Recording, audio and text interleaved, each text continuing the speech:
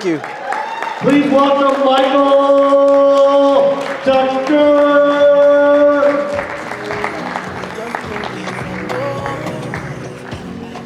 Hey. Good job. All right. Boy, I like that hug. Yes.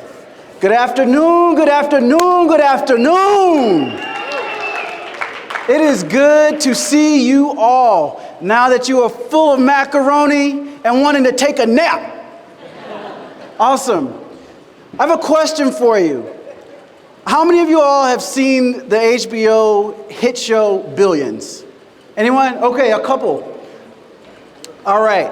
So for those of you who haven't seen it, Billions is about a hedge fund manager and his coach who run this incredible hedge fund, and there's absolutely no psychological safety involved, and the coaching isn't that great at all. However, the fact that HBO is making a show about coaching speaks volumes to just where the coaching profession is now. It's mainstream. And so today we're going to talk a little bit about coaching cultures. We're going to talk about how they create psychological safety and how they build multi-billion-dollar brands. And so I'm going to find the clicker here.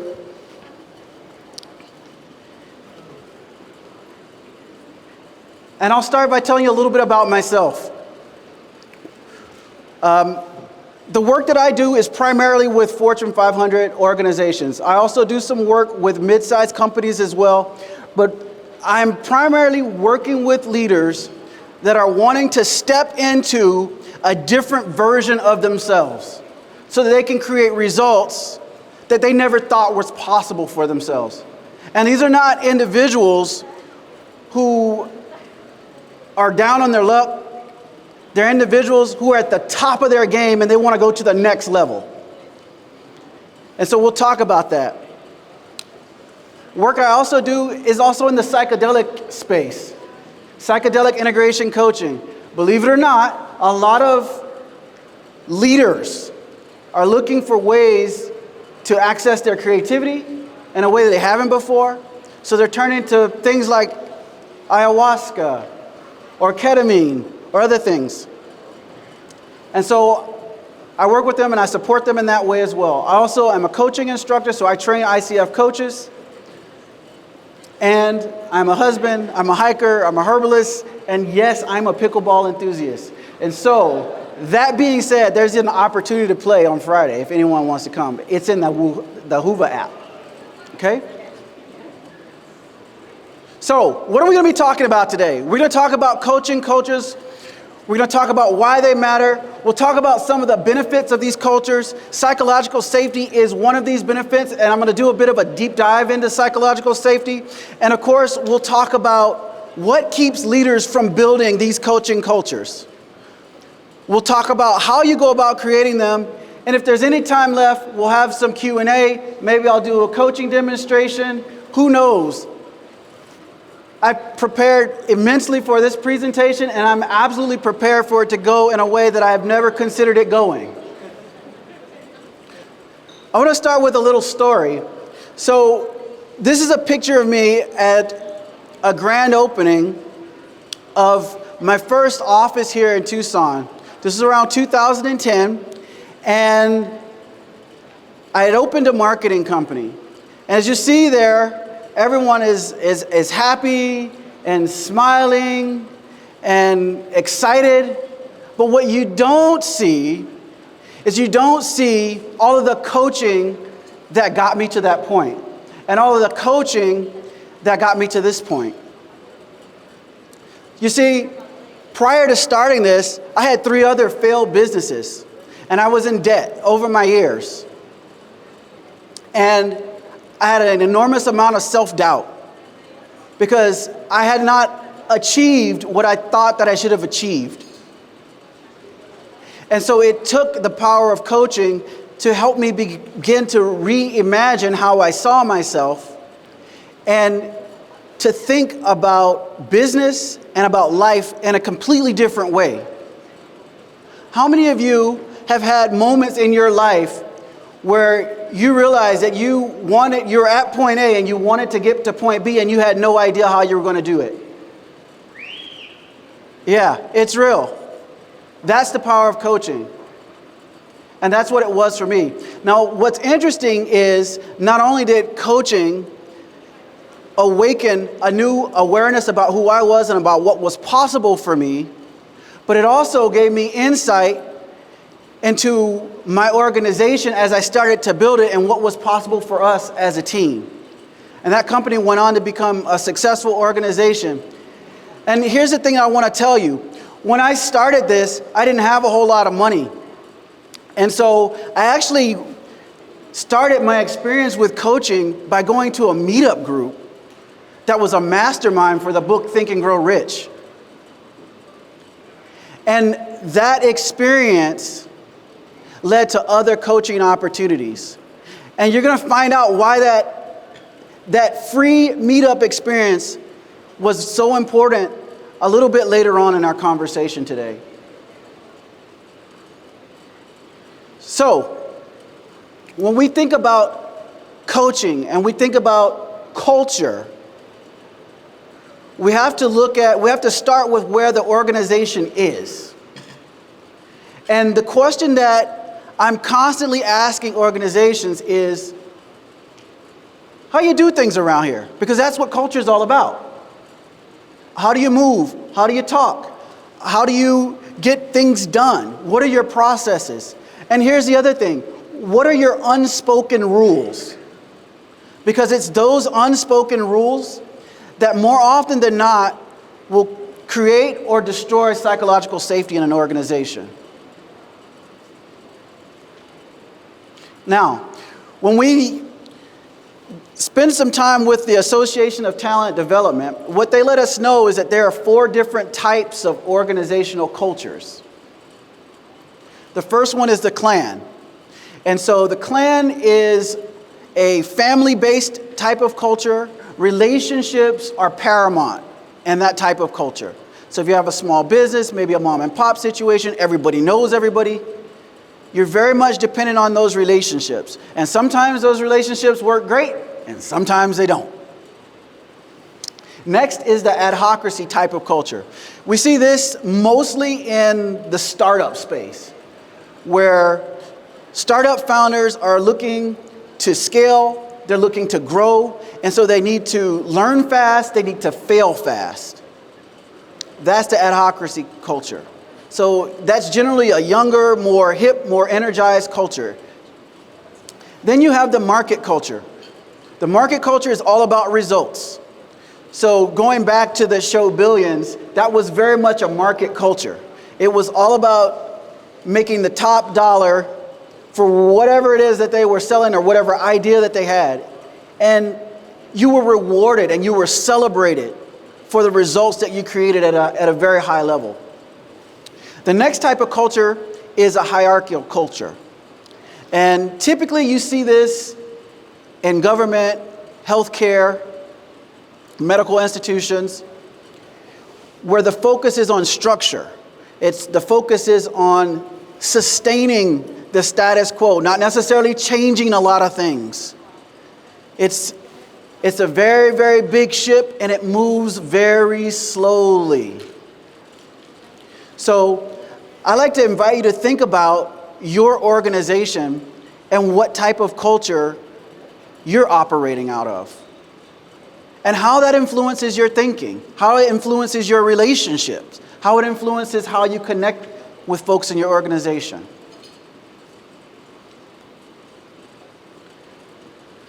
So, when we look at, we've talked about organizations and types of organization structures or organizational cultures, but let's talk about coaching for a minute and what that is. So this definition of coaching comes from the International Coaching Federation, which is a governing body for the coaching profession. So they certify coaching schools, they certify the coaches. And essentially what they've said is that coaching is partnering with clients in a thought-provoking and creative process that inspires them to maximize their personal and professional potential. So that's a lot of words to say. Coaching is about supporting individuals and becoming a better version of themselves. That's what it's about. And so I'm kind of curious, how many of you have ever worked with a coach before? A few of you. How many of you would like to? How many, a few more, right? And how many of you would like your organization to pay for it? Yeah. That's what I'm talking about. Okay? Well, and here's what's interesting about this is when you look at benefits packages, coaching is one of those things that employees absolutely love because it not only benefits the organization, but it also it benefits the individual. And we're going to talk about some of those benefits here in a moment. But first, I want to talk a little bit about what makes coaching different than some other professions that we often associate with coaching. And for starters, I want to talk about consulting. Consulting is an incredible profession, but it's different than coaching. So with consulting is very much future-based. However, it is reliant upon the consultant's experience and any kind of data that the consultant can pull regarding the organization's situation. And that consultant is going to look at that data. He or she's going to rely on their experience, and then they're going to tell you what you ought to do based on what they've discovered. Consulting is a great thing. It's not coaching. Mentoring, a little bit different. Many of us have had mentors at different points in our lives, but mentors are individuals who come into our lives. They share their experience, what they've done for the last 10, 15, 20, 30 years. They give us advice based on that experience. And oftentimes, they tell us what we ought to do. And if you're not settled or grounded in oneself, that could be a very helpful thing.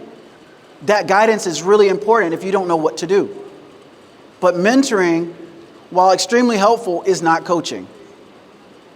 Therapy is also not coaching. Now, the interesting thing about therapy, even though it's telling focused, it's based on the past. As you notice, consulting and mentoring are based on the future. They're about where you want to go. Therapy is based on the past. It's based on addressing wounds, traumas, hurts, so that you can heal and eventually move forward. So you're looking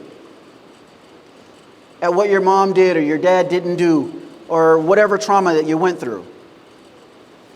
Counseling, very similar, except for it's a little bit more asking focused.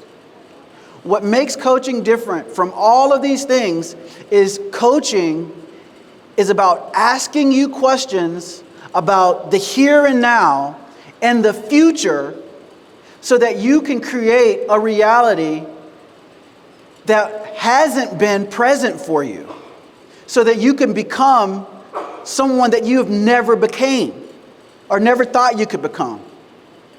Doesn't that sound exciting? Okay, it's just for me then. I'm the only one fired up here. Okay. Well, it is exciting. It is exciting because several of you have raised your hands. You said, hey, there's a place that I want to go, or there's been a time where there's a place that I wanted to go, and I had no idea how to get there. And chances are someone asked you a question, or maybe you worked with a coach, or you had an experience that sparked something in your thinking that allowed you to see yourself and allow you to see the possibilities in life a little bit different than you were seeing them at the time. So imagine this. Imagine being a part of an organization that was focused on the present, but also very concerned about the future and who you could become and who the organization could become in the future. That's the power of coaching and the power of a coaching culture. Let's talk about some of the benefits here for a moment. So this data is all from, you can find it all on the International Coaching Federation website. It comes from two different studies. One is the Manchester Review, it's actually a journal article, which is extremely good. And another one comes from a study that was put out in 2009 that was eventually shared by the Institute of Coaching from Harvard University. The Harvard's Institute of Coaching is actually under their medical school. So the fact that that institution is under their medical school speaks volumes about coaching and how we show up and the relationships that we build and how we see the world impacts one's health. Okay? We're not even going to get into that today, but it's just something to think about. Now, in the research, what the research shows is that coaching of the participants increased their confidence by 80%. It improved relationships by 77%. And these are in organizations. How many of you would take a 10% relationship improvement increase at your job or in your relationship at home? That would be awesome. 77%. 61% improved job satisfaction and 53% increase in productivity. Here's where it gets really interesting. When they surveyed 100 CEOs of large organizations, 86% of them said that they recouped their investment. And then, when they asked about the ROI, the return on investment, was 545%. What this means is for every dollar that organization spent on coaching, they got back 5. So, let me ask you something. If there was a lever that you could pull in your organization that would give you a 5x return, is there any reason that you wouldn't pull it? Is there any reason? Yes, he's like all day. You do it multiple times a day. Is there any reason anyone would not want a 5x return? I don't see any hands growing up. Because we all want that kind of return. But here's the thing. Sometimes coaching is the conversation in organizations that it's never had. It's never had. If I were to tell you, if you brought me $20 right now, I give you $100, would you do it? Are you sure? Okay, let's see.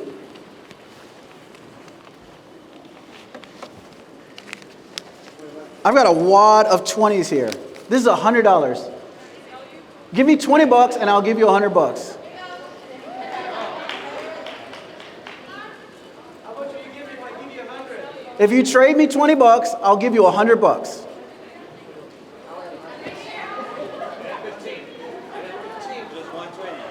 120 gets you 100. Here you go. Come up here.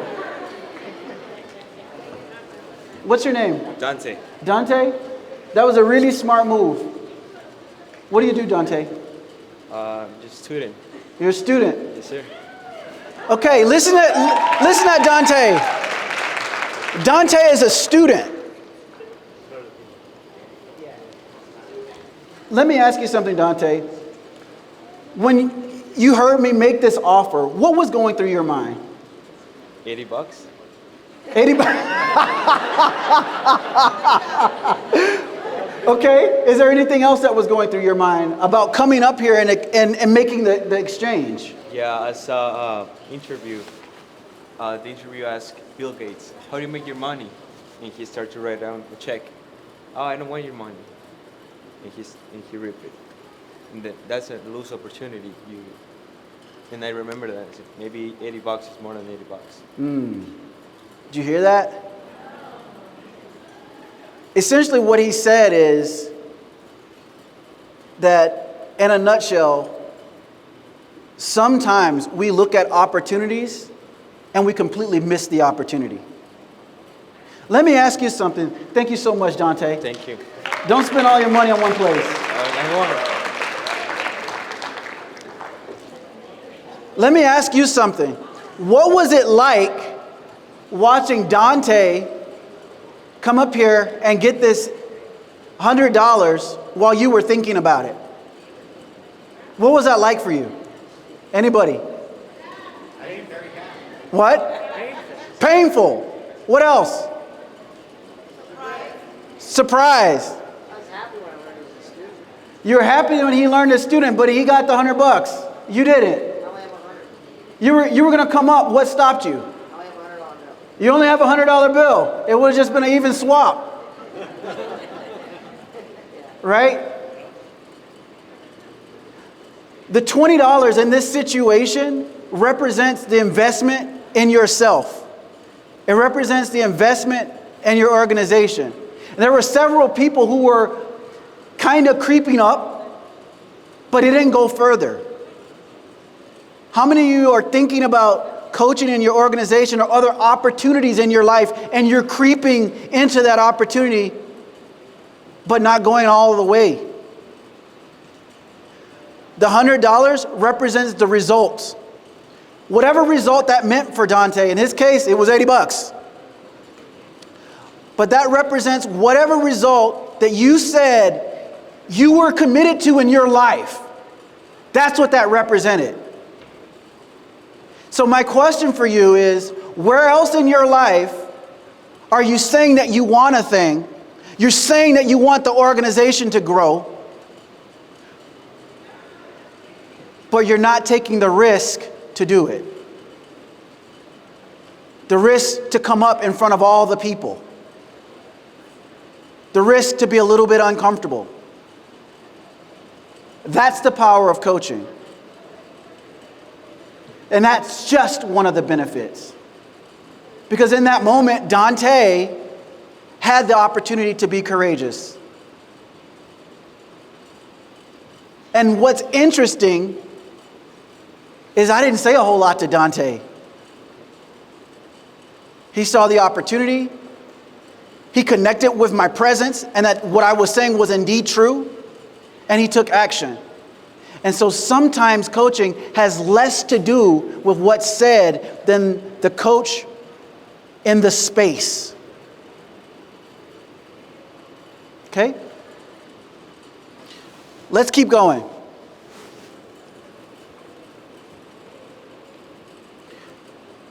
One of the other benefits of coaching is this interesting thing that we've been hearing about called psychological safety.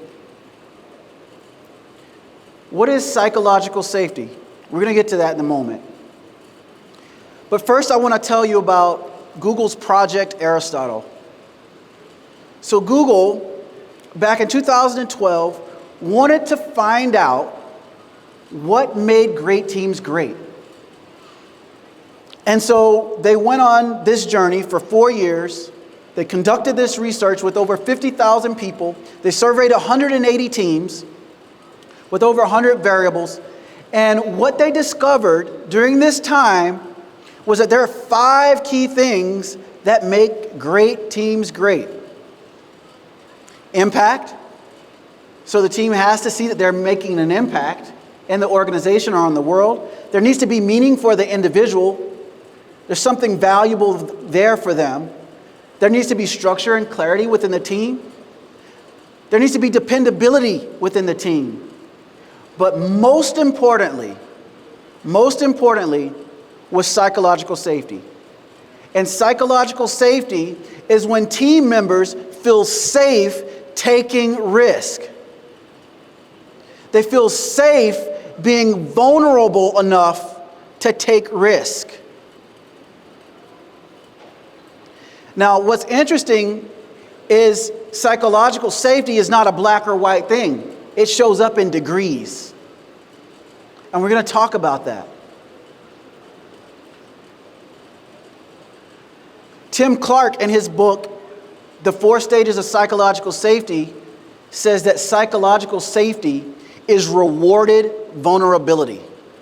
How are you rewarded for being vulnerable? Dante was just awarded for being vulnerable with $100. He was also awarded for his vulnerability through your applause. We want to talk about the stages of psychological safety here. Because as I mentioned, it's a continuum. And Tim Clark lays this out in his book.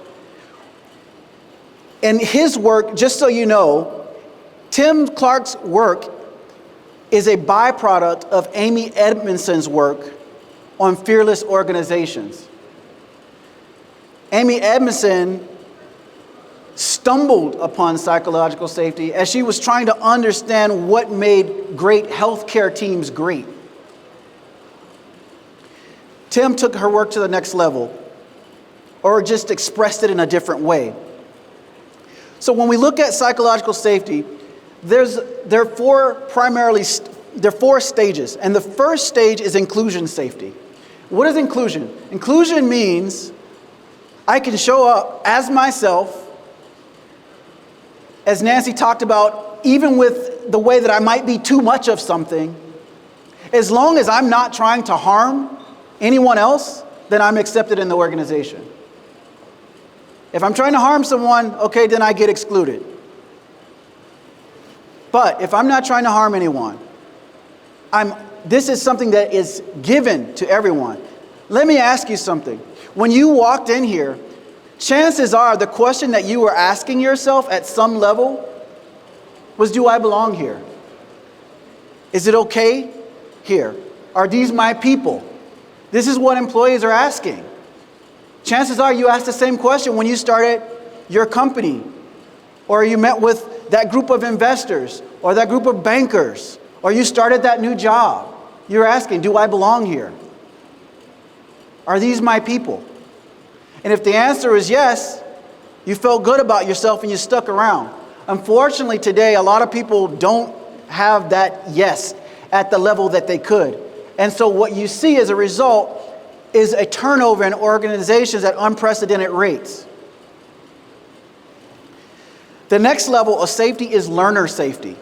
So this means that I am safe to learn. If I ask a question, I'm not going to be judged. I'm not going to be ridiculed. I'm not going to be demeaned. It's safe for me to learn.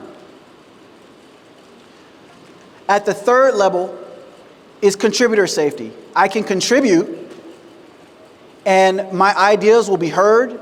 They won't be shot down the moment that they come out of my mouth, and they won't be taken and given to someone else and I not receive credit for my ideas. Has that ever happened to anybody?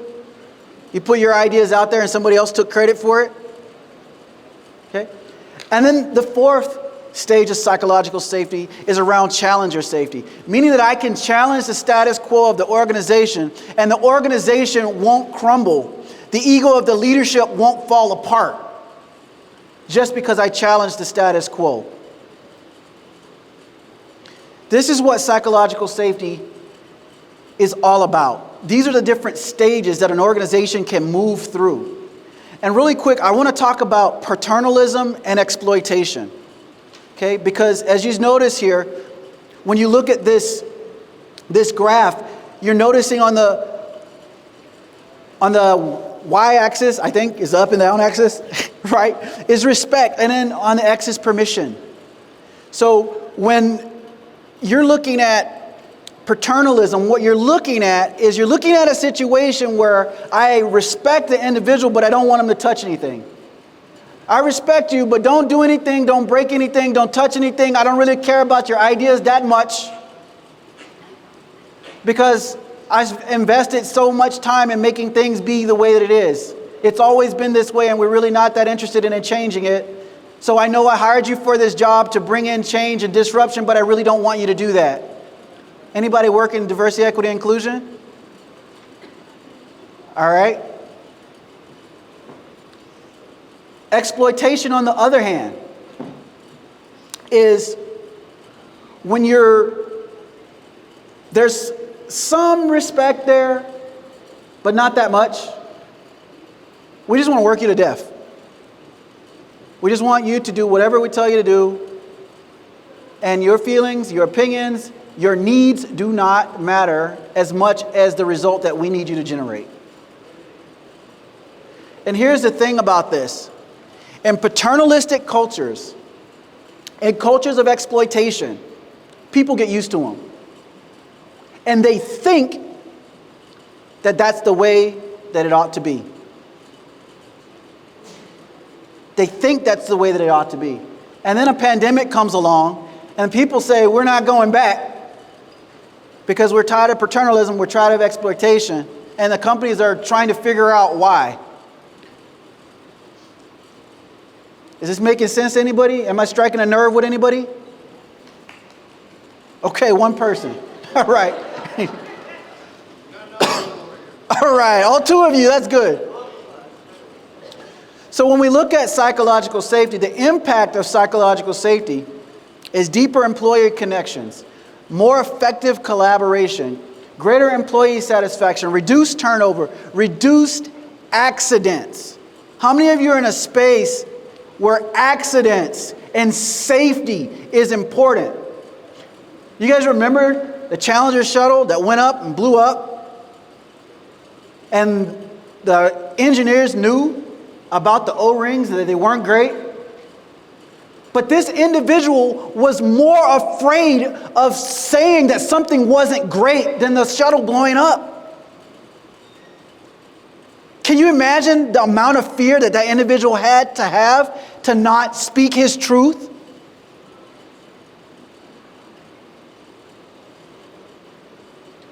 If you're running organizations, I want to invite you to consider that sometimes it may be scary for your employees or your team members to tell you the truth, because they're afraid that there's going to be retaliation. They're going to be seen as not a team player. They don't fit in. They're a troublemaker. And sometimes they are. But that creates accidents.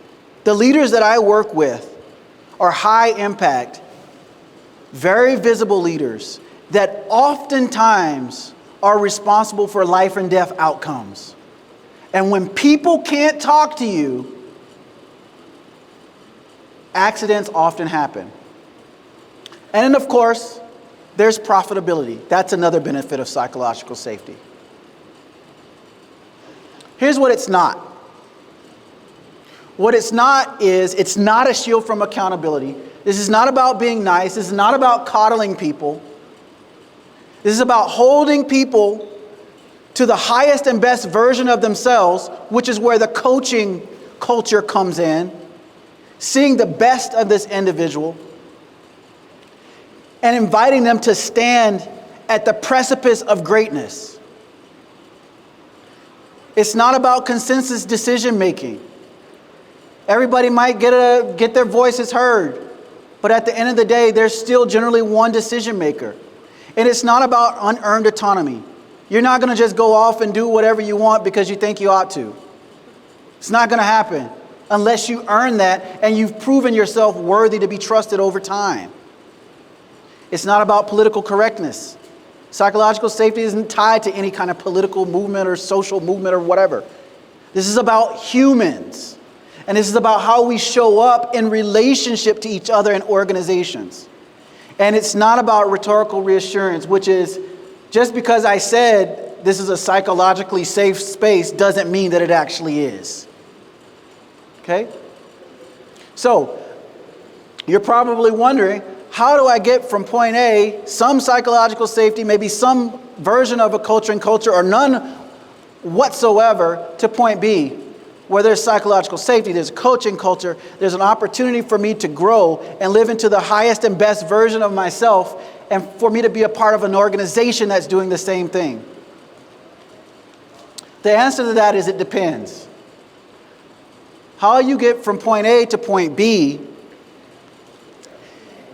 as it relates to a coaching culture that is seeking to embody psychological safety is going to be different based on the stage your organization is in. So how you approach it is going to be different from a startup organization. It'll be different in a growth stage, on a mature stage. Hopefully nobody's declining in here. But it's going to be different. And this is important because of this. Because oftentimes, when I talk to leaders, some of them don't believe that they can have a coaching culture. And these leaders, these companies are big companies that you would know. They're government agencies that you would know. but there's that twinge of doubt because they haven't seen it yet. And so they say things like, if it's a small business, we're too small. Or maybe on the other hand, it's we're too big. How do we change the direction of this ship? If you're thinking that it's too small, I'd like to remind you that you are enough. And just like my story that I shared with you a little earlier, I started with me. I started the coaching journey with me. And so if you're in here and you have a small business, you're a solo entrepreneur, yes, you can create a coaching culture of one. You start there. And if you're a part of a large organization and you think that you're too big, let me tell you, I have worked with some of the top military leaders in this country, and they are changing entire military commands to this type of leadership model because coaching is a leadership competency. Another concern is, we can't afford it. Well, that goes back to our previous slide. Well, where are you in your stage of growth? Let's find you the right coach for the stage that you're in. And chances are the right coach in that stage is going to be, it might be a stretch for you. It might cause you to cut back in some other areas. But when you look at a 5x return, it's worth it. And then, of course, this one's my all-time favorite, and that is, I'm already a great coach to my employees. So let's talk about that for a second. We don't need coaches. We're good. I don't think we can ever have this culture. The Association of Talent and Development did some research. And 89% of roughly 3,700 leaders that they surveyed said they were great coaches and they were great leaders in their organization. And then they surveyed their employees, and 83% of the employees said no. So, chances are, there's a little bit of a Dunning-Kruger effect here going on. People think you're really great at something, but you're not. And so unless there's training that is had, unless there's intention put behind this, you're not going to be excellent. And that's what our employees deserve, is nothing less than our best. And that's what we as humans deserve, is nothing less than our best. So how do we go about creating a coaching culture? Well, there's two parts to it. There's vision, and then there's a pathway. And what I'd like to do for a moment is I'd like to invite each of you to step into vision. I'd like for you to begin to just take a moment and think about where you are in your organization, where you are in your life. And maybe you want to pull out a pen. You can use your handout. I want you to think about where you are today. And for the next 2 or 3 minutes, I want to invite you to take the limits off and think about, visualize where you'd like to be 3 years from now. And the next question I want you to consider is who you must become in order to lead that transformation. And when I'm talking about becoming, I'm talking about qualities that you must possess. Maybe it's committed. Maybe it's disciplined. Maybe it's more open to ideas. Maybe it's more courageous. So just take 2 or 3 minutes, dive into your vision, and dive into the next version that of yourself that you're going to move into. Do that now. Here's what he said. It didn't have to be perfect the first time. See, some of us stall our visions because we're stuck in perfection. It didn't have to be perfect the first time. So this dream, this idea that you have, I would invite you to give it permission to evolve. And I hope that when you leave here today, tonight, maybe later this week, you go back and you revisit this vision. You go back and revisit it. And most importantly, you begin to revisit who you need to become, or who you're going to require, who the situation will require you to become in order for that vision to become a reality. Now, if that vision has to do with an organization, if it has to do with your organization, let's talk about how you put your organization on the path so that everyone in your organization who holds a vision of the highest and best version of themselves and the highest and best version of the organization can come to fruition. And that is the pathway to a coaching culture. Now, these 5 steps come out of Peter Hawkins' book, Systemic Coaching. Peter is a very prolific writer, and he says a lot of things. But what I found is that these basic steps will begin to move your organization very quickly. And here's the thing, you don't even have to start with these steps. You just have to start. Because that's how most organizations become coaching cultures, is by starting. It doesn't have to be perfect. But for the sake of a model that you can have in your mind, typically what you want to do is you want to start with a coaching strategy that's tied to your business objectives. What are we trying to accomplish here? And where might coaching help us out? Next, you want to build the infrastructure to develop and align your coaching activities organization-wide. So now that we're clear on what we're trying to accomplish, we're clear on the type of coaching that we need. What infrastructure do we need in place? Who do we need to support us? Do we need to bring in an external firm like Tucker Coaching and Consulting to support us? Or someone else? Who do we need?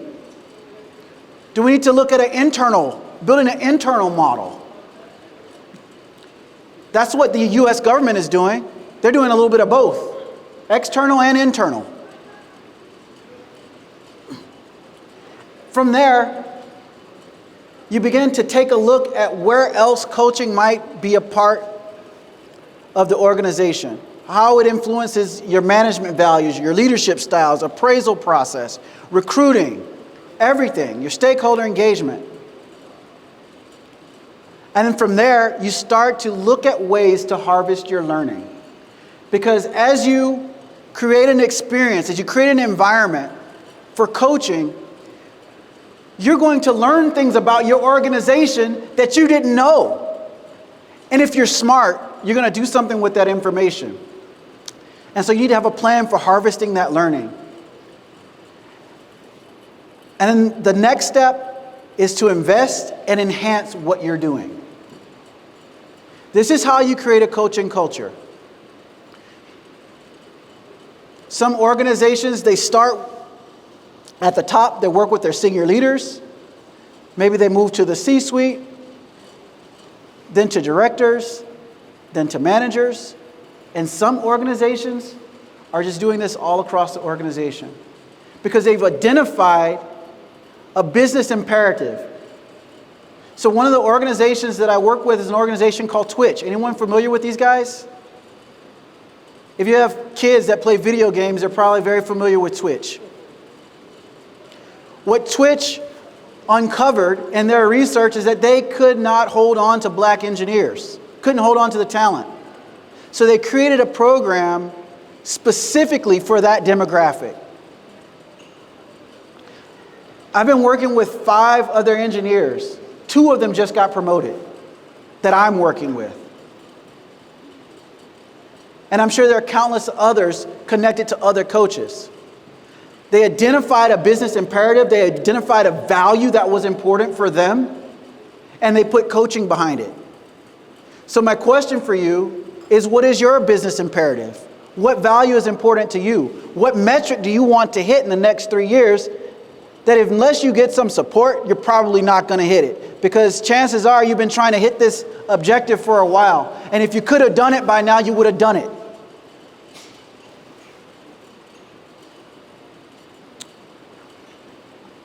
So with that being said, we'll wrap up We talked a little bit about coaching. We talked about coaching culture. We talked about the benefits of coaching culture. We talked about psychological safety and how it's a benefit of coaching culture. It is a big benefit of coaching cultures. And we also talked about what keeps businesses from building coaching cultures. And then we talked about vision, and we talked about a pathway, the pathway to move you into the culture of coaching, so that you become the best version of yourself and your organization becomes the best version of itself. So with that, I'm going to invite you to give me some feedback, but most importantly, to get something out of this, because on the other side of this QR code is a Harvard Business Review article about becoming a coach as a leader. So how do you scale up your leadership? How do you bring coaching principles into your leadership? And if you're a leader, this is absolutely an article that you want to read. Okay? Are there any questions? Yes. Yes, because I still have 6 minutes. No, I don't. You got $20. You got $100. I just got $20 Slip. I'll trade your 20 for my 20. Awesome. Thank you all so much. Were you saying something? You give me a 10 for my 20? Okay, that ship has sailed. All right, thank you all so much. Please connect with me if I can be of any support. I'll be around. Thanks.